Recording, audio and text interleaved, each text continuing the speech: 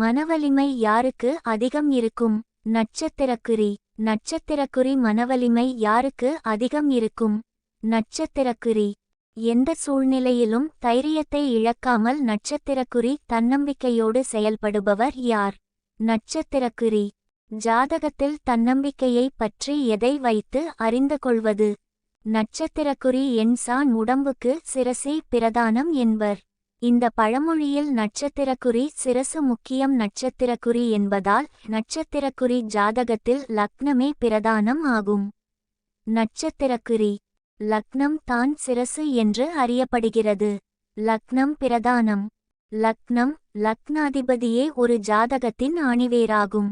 இந்த இரண்டும் எந்த நிலையிலும் கிடவே கூடாது. ஆத்ம பலத்தையும் மனோபலத்தையும் கொடுக்கக்கூடிய தந்தை என்று சொல்லக்கூடிய சூரியனும் மனோபலத்தை அளிக்கக்கூடிய தாயாகிய சந்திரனும் ஒரு ஜாதகத்தில் நன்னிலையில் அமைய பெற்றிருக்க வேண்டும். அவர்கள் எவ்வகையிலும் கெடக்கூடாது. அவ்வாறு இருக்கும் ஜாதகர்களுக்கு அற்புதமான மனோதிடம், தன்னம்பிக்கை இருக்கும்.